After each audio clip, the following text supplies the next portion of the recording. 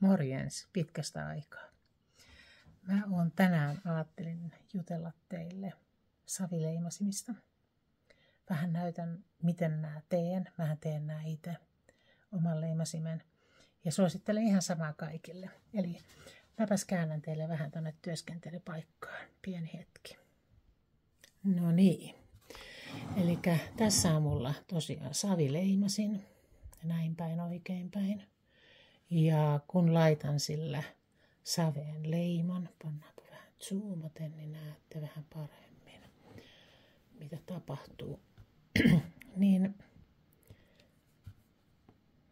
tuoreeseen saveen tosi helppo tehdä leimasimella kuva. Ja nyt tämä ongelma tässä leimasimen teossa on se, että tämä on peilikuva. Ja joskus on pikkasen vaikea miettiä, että miten nämä jotkut kallistukset, niin kuin nyt tuossa esimerkiksi toi kaunokirjoitus P:n kallistukset, että miten ne menee oikein. Ja mäkin ensimmäisiä leimoja tein ihan niin, että mä otin vaan savipalan ja kaiversin sen läpi. Ja Florianilla taitaa olla justiinsa tämmöisestä asiasta video. Mutta nyt mä haluan näyttää teille mun konstin, kuinka mä pystyn tekemään monta leimasinta tämän kipsin avulla kaiken kaikkiaan. Ja tässä nyt näette, että tämä saveen tehty jälki on presiis sama, jonka olen tehnyt tähän kipsiin. Ja vain tässä leimasimessa se on peilikuvana. Ja taika on se, että kun mä olen kaivertanut tämän tähän, niin mun ei ole tarvinnut miettiä yhtään mitään niistä peilikuvista, vaan mä olen vaan saanut tehdä sen. Ja nyt mä voin tästä savella napata tämän kuvan, jäljentää saveen, ja sillä tavoin saada itselleni leimasimia just niin paljon kuin tartten. Eli mä aina yritän pitää yhtä mukana. Ja monessa työpisteessä, joka työpisteessä on oma leimasin. No nyt sitten kuinka tämä kuitenkin jäljennetään tästä, niin tässä on vielä omat konstinsa. Eli ensimmäinen ajatushan oli se, että no niin, tästä mä otan muotoilen tämmöisen kivan leimasimen näköisen systeemin ja sitten painan sen tosta ja oikein tiukasti painan ja sitten sieltä mä sen saan. Ja kyllä sieltä jotain saa, mutta jäljessä on aika iso ero. Tämä on merkittävästi paljon voimakkaampi tämä mun käytössä oleva leimasin.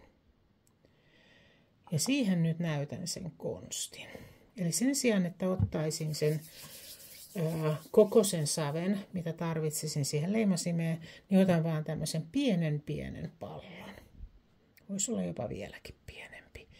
Ja painan tämän pallon ihan muutaman millin paksuseksi tähän. Ja sitten teen erikseen tämän varren. Tätä mä sitten muotoilen vähän myöhemmin. Tähän varteen mä laitan nyt sitten ruputukset, tai usein mä vaan nuolasen. Mutta nyt on sattumalta saviliima just hollilla, niin käytetään sitä. Eli molempiin ruputus ja toiseen vaan saviliima. Painan tämän hyvin olemaan tänne. Ja nyt kun se on painettu niin paljon tiukemmalle, niin se vaatii pienen hetken kuivahtaa ennen kuin se lähtee irti. Se on aika tanakasti tässä kiinni. Mutta mä pystyn pienellä hellällä liikkeellä.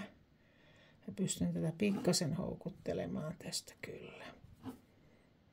Come to me, mama.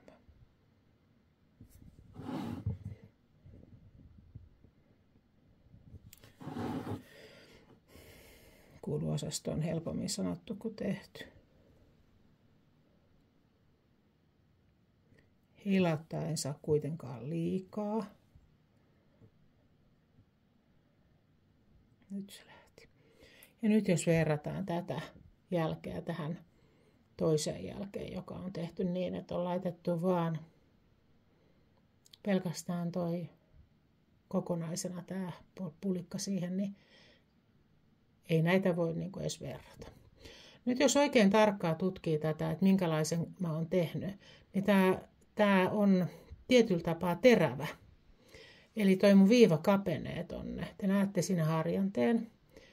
Ja tää ei ole niinku siltä vain tasapaksuksi kaiverrettu edes tässä kipsissä, vaan se on sinne pohjalle kapeneva. Tää on nyt se mun kaiken tärkein, koska tästä mä saan mun leimasimen otettua niin monta kertaa kuin mä tarvitsen. Ja nyt tähän tämän leimasimen, niin antaisin noin tunnin kuivahtaa. Ja sen jälkeen lähtisin siitä kaivertamaan ylimääräistä pois niin, että saan siihen jonkun kauniin reunuksen. Joko niin, että siitä tulee myös tämmöinen pikkasen pyöreä jälki, niin kuin esimerkiksi tässä näette. Siellä näkyy semmoinen pieni pyöreä painallus sen ympärillä. Tai sitten toinen vaihtoehto on tehdä niin, että siitä kaivertaa ihan kaiken ylimääräisen pois, niin kuin tässä on tehty. Jolloin siitä ei jää sitä ylimääräistä reunan kuvaa. No, miten se näkyy jälkierossa? Ja nyt kurkataan toiselle puolelle, tulee parempi jälki. En mä nyt tiedä, onko siinä, se voi olla kivempi.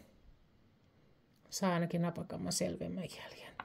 Tai sitten jopa niin, että jopa niin kuin näitä niin kuin kaivertas alemmas, että tiedän parikin keramikkoa, joilla tämä ei ole mitään muuta kuin pelkästään toi kuva. Mä oon itse jostain syystä tykästynyt tähän, että siinä on pieni joku pyöreys, mutta jokainen saa itse valita. No niin, pieni video tästä. Ja taas tuli tehtyä yksi leimasin. Mä jätän sen hetkeksi kuivahtamaan ja sitten muokkaan sen. Sen mä vielä sanon, että aika usein mä laitan näihin tommosen reiän, jotta sitten pystyisin ripustamaan nämä kaulaan, jos olen esimerkiksi markkinoilla tekemässä näytösluotosta. Kauhean kivaa päivää teille kaikille. Moi!